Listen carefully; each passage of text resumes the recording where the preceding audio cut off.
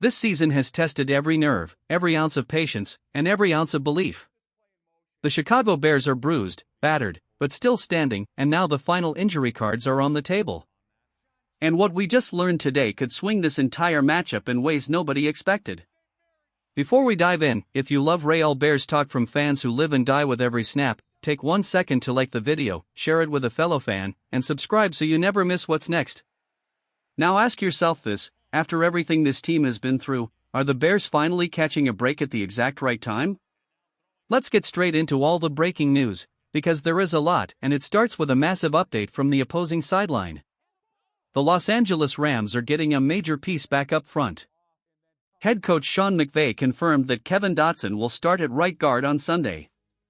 Dotson had missed the last 3 games with an ankle injury and was limited earlier in the week, but he is officially cleared and locked in as a starter. That matters a lot. Kevin Dotson isn't just another lineman, he's arguably the Rams' most powerful run blocker. He moves bodies. He collapses lanes. He changes how defensive fronts have to play the run. And that immediately makes life harder for Chicago's interior defenders like Grady Jarrett, Javon Dexter, and Andrew Billings. Now, there is one caveat here. Dotson hasn't played football in 3 weeks. Conditioning, timing, stamina, all of that will be tested early. But the fact McVay already ruled him in tells you everything you need to know. The Rams believe he's close to full strength, and they're not easing him back. They're throwing him straight into the fire. This is a clear boost for Los Angeles, especially in short yardage situations and early down runs. The other key Rams injury note involves the quarterback room. Jimmy Garoppolo popped up as a non-participant late in the week with a back issue. McVay addressed it directly, saying it flared up, but there's no expectation that Garoppolo will miss the game. That might not sound huge at first glance, but it absolutely is. If anything were to happen to Matthew Stafford, the Rams would much rather turn to a veteran like Garoppolo than their third-string option. Garoppolo has playoff experience. He's played in big moments. And while nobody expects him to see the field, knowing he's available stabilizes that entire sideline. So from the Rams' perspective, Kevin Dotson is in, Jimmy Garoppolo is available, and the offense is closer to full strength than many expected. Now let's shift to the side that actually matters, the Chicago Bears. And the biggest name on the injury report? Rome Odunze. Officially, Odunze is listed as questionable. But make no mistake, this is trending strongly in the right direction. After being limited earlier in the week, Odunze was a full participant in practice. And even more telling, he addressed the media and made it crystal clear, he plans to play. He admitted the rehab has been tough. He admitted the foot has been sore. But his message was simple: he's playing until he physically can't anymore. That tells you everything about the competitor he is. Now let's be real about the situation. This injury isn't fully healed. You don't go from missing time to feeling perfect overnight. There is risk involved here. And long-term, there may still be off-season decisions to make regarding treatment. But for right now, this is a calculated decision. The Bears' medical staff wouldn't greenlight him if there were a significant risk of long-term damage. This feels like one of those situations where discomfort is expected, but structural danger is not. And remember, Odunze doesn't need to play 70 snaps to make an impact. We saw it last week. He didn't dominate the stat sheet. He didn't rack up highlight after highlight.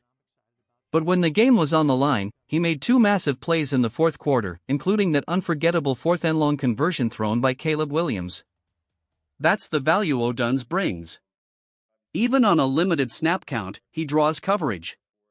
He commands respect. And he only needs 2 or 3 moments to change the game. So the expectation? He plays.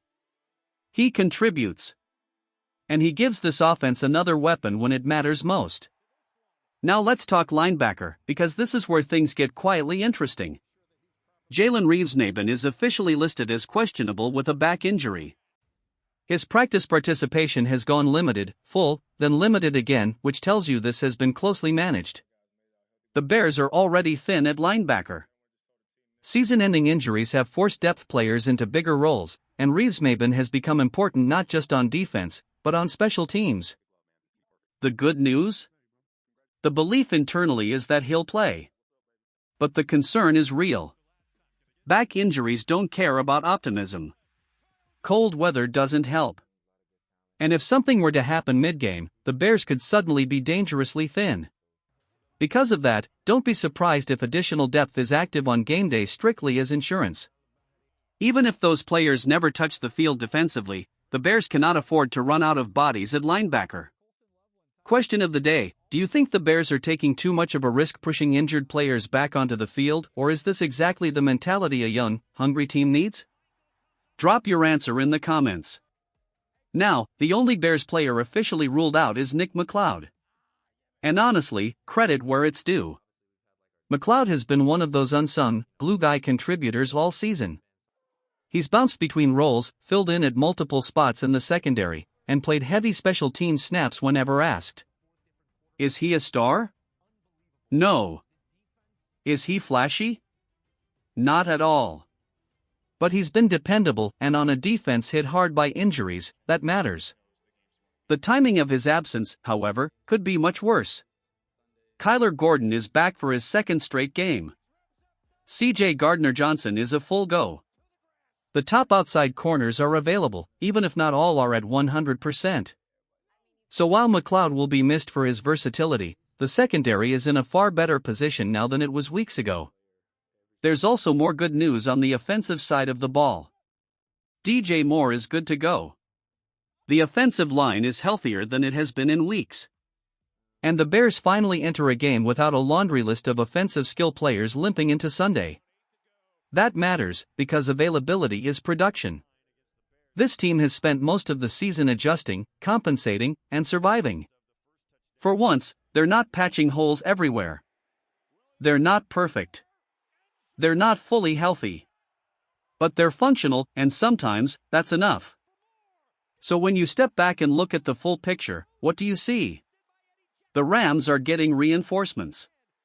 The Bears are getting healthier at the right time. Key playmakers are choosing to fight through pain instead of shutting it down. This game isn't just another matchup. It's a gut check. It's a test of depth, toughness, and belief.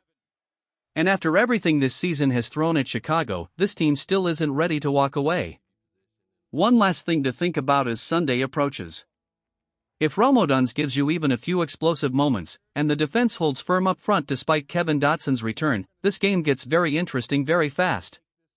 So let me ask you this before we're done: do you feel more confident about this matchup now than you did 24 hours ago? No matter how it plays out, buckle up. This journey isn't over yet. And Bears fans aren't ready for it to end. Bear down.